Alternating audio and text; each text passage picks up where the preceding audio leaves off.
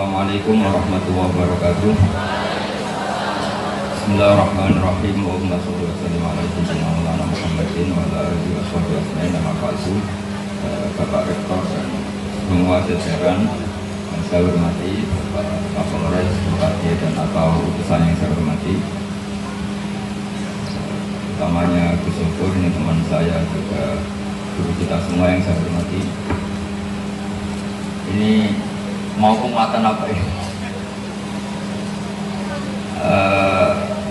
Tema hari ini penguatan, katanya penguatan keilmuan, spiritualitas dan sebagainya. Saya tadi moderatornya sudah agak baik, nggak berani ngatur kiai. Tapi ternyata perilakunya tetap ngatur. Artinya ya tetap dosa. Jadi saya ini termasuk kiai yang fanatik. Jadi di mana-mana yang namanya orang tua itu nggak boleh diatur. Saya sampai tadi malam nggak yakin bisa datang. Karena saya ini kiai betul. Kiai betul itu harus punya keyakinan besok itu tidak tahu apa yang dilakukan. Jadi wama tadri nafsum pada taksibu. Kalau IAIN itu cari kepastian, itu sesat itu.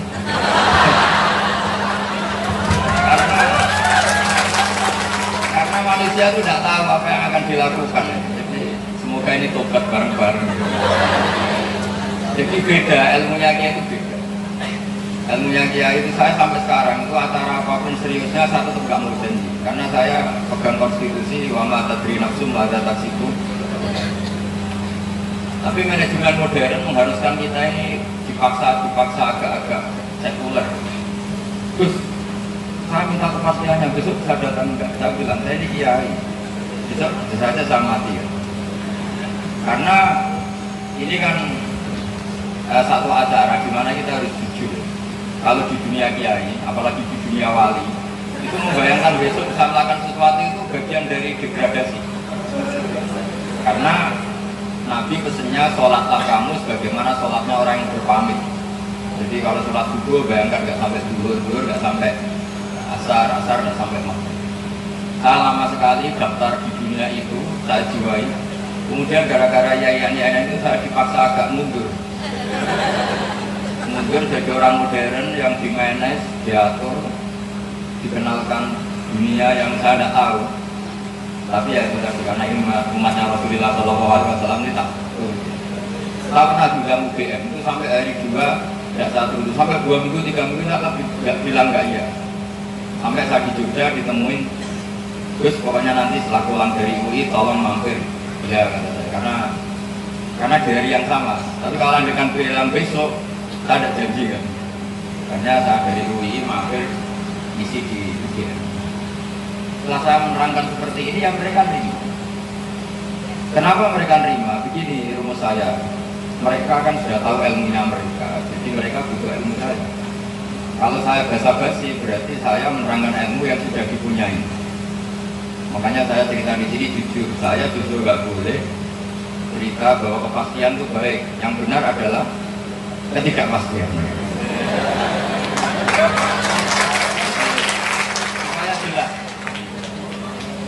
Saya hidup ini, kalau di dunia, saya pernah bilang ke rektor UI begini, Pak, kiai itu harus ada yang kayak saya. Kalau belajar agama seperti kampus, itu kan orang mau tanya, Bapak daftar dulu, registrasi dulu, baru nyari fakultasnya. Setelah ketemu nyari dosennya. Itu kapan tahu Bapak? Tapi kalau sama kiai kan enggak, saya sering ketemu orang di jalan. Terus mau tanya apa? Istri saya, anak saya ini sudah 6 hari, Januari, tapi Februari kok sampai 10 hari, Maret sampai 10 hari, yang set yang mana? Ya yang 6 hari saja, yang lainnya ke istihadah, kembali ke mutakhir, langsung selesai. Itu nanti kalau semuanya model kampus, daftar dulu, bayar dulu, dijadikan registrasi dulu. Jadi yang menguatkan agama itu sebenarnya kiai-kiai yang nggak jelas kayak saya gitu. Jadi waktunya bebas, tanyanya gimana saja boleh. Kalau tanya Pak Kumedi, nanti temuin saya di kantor. Setelah ditemuin karena agak bidangnya, siapa yang menangani ini? Cari dosen saya. Siapa yang ahli fikih? Dicari lagi. Jadi memang menurut saya saya dengan Gus Zofur ini duet yang baik. Beliau sudah modern manajemennya. Saya akan tidak modern sampai mati. Ini sudah cita-cita saya. Sehingga saya punya kitab namanya Muqaddimahnya Ibnu Khaldun. Itu beliau berkomentar begini. Suatu saat kebaikan itu profesi. Saya pernah ngomong ini di depan para dosen UI. Resikonya profesi begini. Misalnya kalau tim SAR Jakarta datang ke Pekalongan, ada orang tenggelam, ini kan nggak wilayah saya, karena tugasnya hanya di Jakarta. Lama-lama bagian kebakaran juga gitu. Ada kebakaran di Pekalongan itu tidak tugas saya kan tugasnya di Semarang. Nah bayangkan kalau agama seperti itu, dia di kampus dosen yang kakap, setelah pulang dia tidak berperilaku sebagai dosen. Pramugari senyum di pesawat, setelah di rumah nggak pernah senyum, karena senyumnya profesi kita. Begitu juga pegawai bank gitu. Kalau Indonesia semua begitu, maka kita kehilangan stok sekian kebaikan. Tapi barokahnya orang-orang yang di jalan, ada kecelakaan langsung nolong. Barokahnya kiai yang di jalan-jalan, ada orang tanya langsung dijawab. Barokahnya kebaikan yang ditanamkan kiai, ada orang tenggelam tanpa ada yang tugaskan juga langsung di. Jadi konstitusi ilmu yang dibawa para kiai, bahwa ketika ada satu kebutuhan mendesak, dan yang tahu hanya kamu, maka ta'ayyana alaika ini menjadi berdoain bagi kamu. Kalau satu tugas-tugas teritorialan nggak ada. Ini penting saya utarakan supaya ilmu yang profesional itu harus dibawa ilmu yang masih samawi. Kalau kita pakai teori-teori itu, biasanya tadi orang belajar agama harus daftar dulu, registrasi dulu, masuk fakultas apa, baru dapat ilmu. Sementara kalau ke kiai, langsung tanya, langsung dijawab. Saya beberapa kali jawab pertanyaan itu di jalan. Makanya dalam dunia khazanah kiai itu harus berdampingan sama kampus juga harus berdampingan dengan kiai karena repot. Kalau ada orang sakit misalnya mendesak karena hari Setu tutup, Ahad tutup, Senin baru ditangani, bisa sudah mati kan. Makanya kalau dalam dunia kiai ada contoh ini untuk mahasiswa-mahasiswi. Ada orang mau masuk Islam, pamit seorang ustadz atau kiai, Pak Kiai saya ajarin syahadat. Kemudian kata kiai tadi, ngomong-ngomong pinarak ngeteh dulu, atau ngopi-ngopi dulu, atau apalagi bilang mandi dulu. Itu dibawa murtad. Ini agak ekstrim memang. Itu kiai tadi itu dianggap murtad, dibawa murtad. Memang agak ekstrim. Alasannya ada pembiaran sekian menit dalam kekafiran yang kiai tadi bisa menghilangkan saat itu.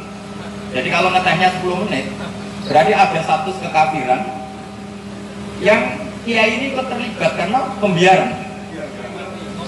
Nah itu kalau 10 menit tadi si kafir tadi mati, matinya masih berstatus kafir gara-gara kon ngeteh dulu. Jadi harus halang dan fauron. Karena dianggap li'annal ibqa alal kufri kufrun, dia kiai tadi dianggap terlibat dalam ibqa alal kufri. Jadi artinya begini, ilmu-ilmu seperti ini harus kita jaga. Itu ibarat ada orang kecelakaan di pinggir jalan, kita dalam posisi tidak ideal, misalnya pakai celana kolor atau celana pendek. Ya tolong dulu, salah pakai baju dulu, baru kamu tak selamatkan. Itu bahaya, nanti bisa kelindes truk lain. Nah, kekafiran itu lebih ekstrim ketimbang itu semua. Sehingga dalam fikih disebut harus fauron. Jadi kalau ada orang mau masuk Islam, itu harus diajari tauhid secara fauron, meskipun pakai bahasa Indonesia. Nah kalau seremonial di masjid nunggu undangan itu bukan sekedar salah, itu buyutnya salah. Harus diselesaikan dulu. Karena kalau tidak kita selesaikan berarti kita membiarkan kekafiran dalam sekian menit atau sekian jam yang kita mampu menghilangkan saat itu juga. Jadi artinya begini, dalam pengetahuan Islam juga sama. Kalau semua pendidikan itu modern, kemudian tidak ada kiai atau ustadz yang konten siap menjawab kebutuhan masyarakat tentang masailul ahkam atau masailul fikih.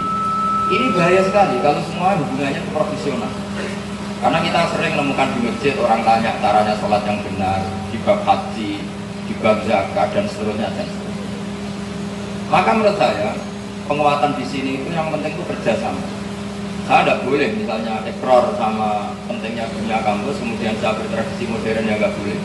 Dengan modern mengikuti tradisi saya juga nggak boleh, karena nanti malah tidak saling melengkapi.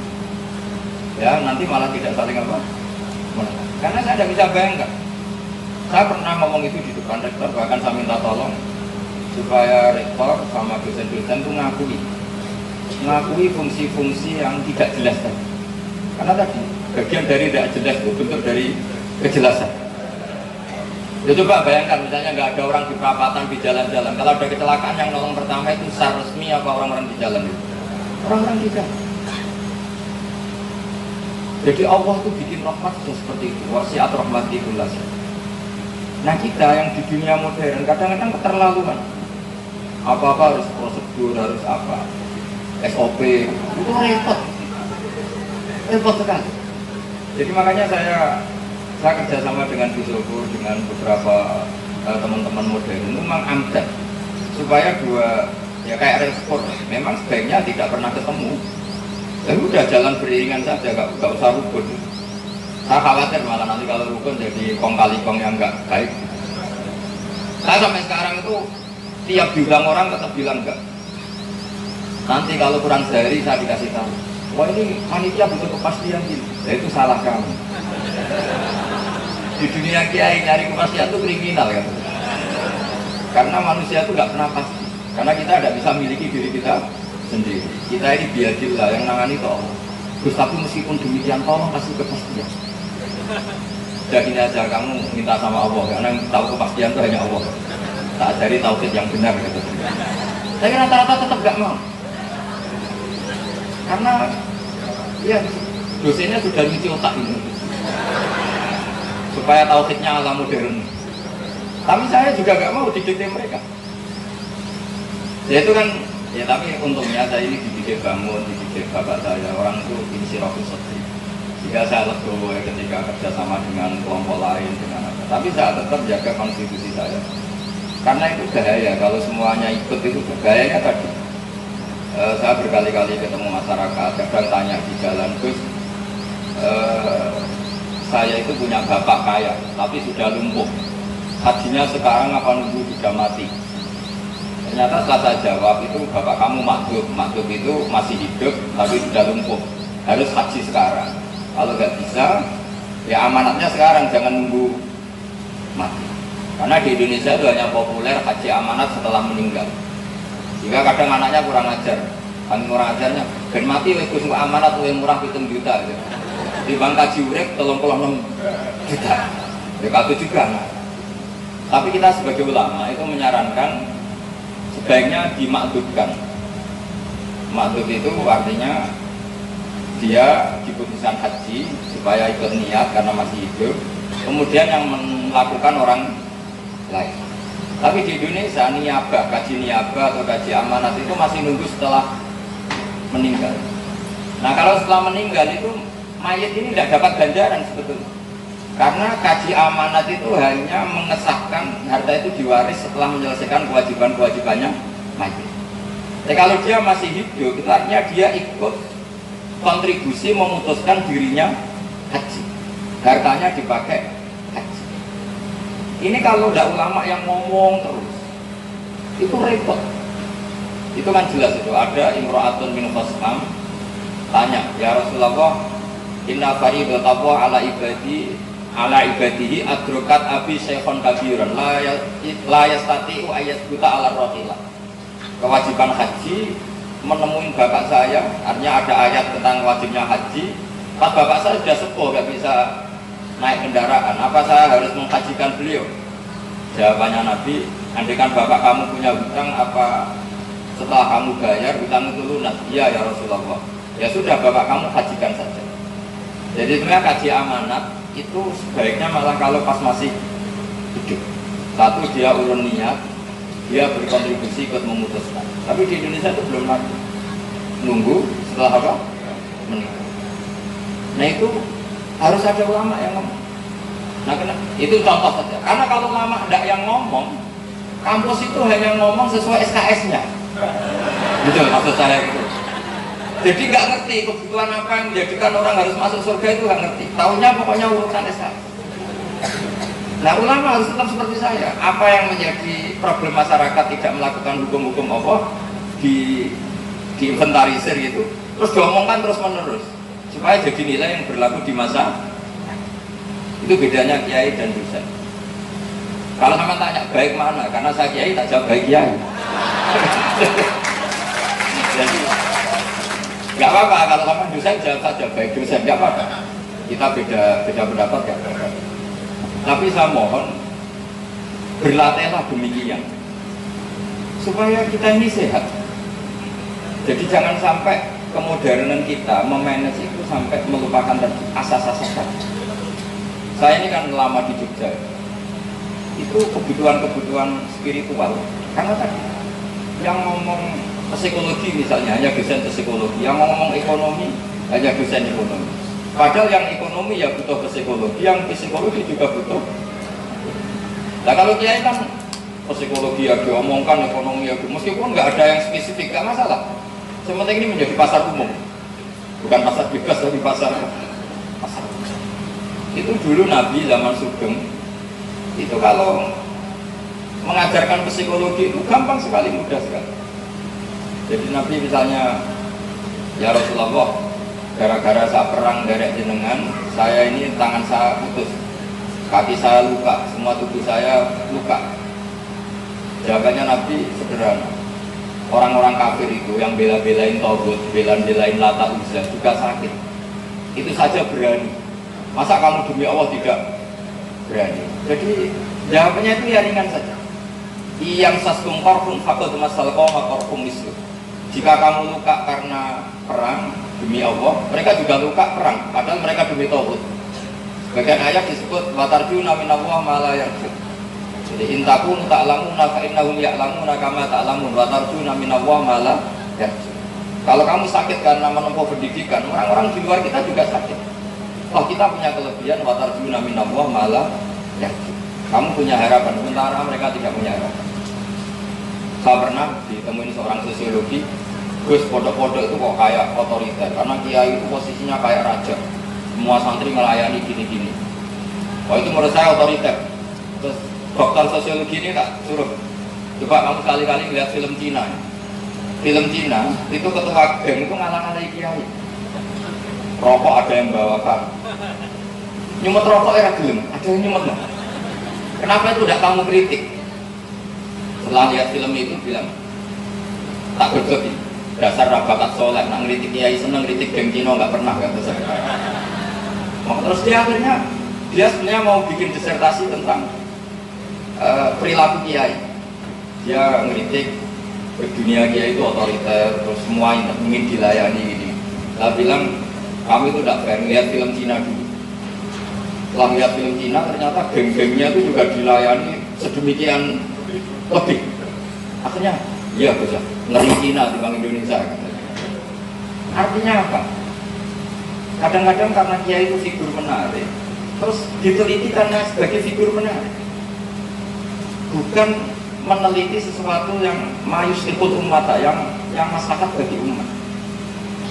Atau kadang peneliti itu hanya tertarik karena ini kejadian unik, kejadian aneh.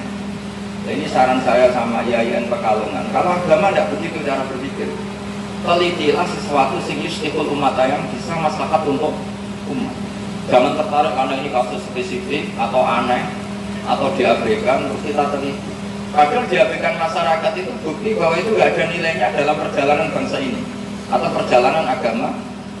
Jadi saya itu yang masih protes, masih ganjel. Kenapa kita masih suka meneliti kasus-kasus yang unik? Itu nggak boleh kalau dalam agama. Agama itu cara berpikir al-aham fal-aham, yang prioritas penting prioritaskan, yang prioritas penting diprioritaskan. Jangan teliti yang tidak penting. Tapi kadang-kadang kasus yang unik itu, yang aneh-aneh itu diteliti. Ya kayak kasus itu orang neliti milkul yamin, perang nggak ada orang neliti milkul yamin. Itu neliti apa ingin punya tidak tahu, atau ingin merasakan tidak tahu. Tidak usah seperti itu. Jadi misalnya Indonesia itu tingkat perceraian itu tinggi, yang paling tinggi adalah di daerah industri. Itu sebabnya apa? Harusnya seperti itu yang mendesak. Ya saya ulang lagi ya, tingkat perceraian di Indonesia itu tinggi, lebih tinggi lagi kalau di daerah industri. Itu sebabnya apa? Lalu kita punya rumus, terus sebabnya ekonomi. Kenapa orang tersandera oleh ekonomi? Karena kurang konaan. Nah, kalau dalam rumus kiai kurang konaan. Kenapa kurang qanaah? Karena misalnya hidupnya berduit, suka belanja di mall. Kenapa suka belanja? Karena di rumah tidak nyaman.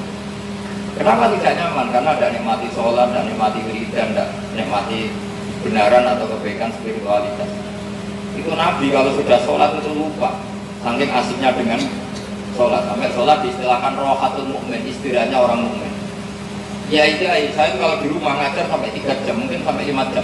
Habis subuh, habis zuhur, habis asar. Karena ngajar ilmu dulu lama mengatakan roha. Roha itu istirahat. Nabi itu kalau banyak problem itu keluar masuk dalam. Ketika Bilal notok as-sholat ya Rasulullah, Nabi ngendikan apa? Arifna ya Bilal, arifna ya Bilal. Saya kasih istirahat ya Bilal.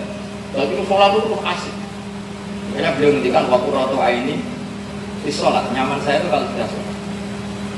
Nah sehingga kalau istri kita nyaman dengan sholat, kita sendiri nyaman dengan sholat atau nyaman dengan belajar, kita nyaman dengan keasikan-keasikan rumah anak, rumah cucu.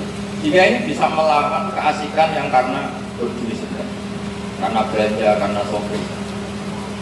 Jadi makanya agama ini mengajarkan apa? Senang. Qul bi fadlillah wa bi rahmati fa bidzalika falyafrahu. Alam nasrah laka sadrak.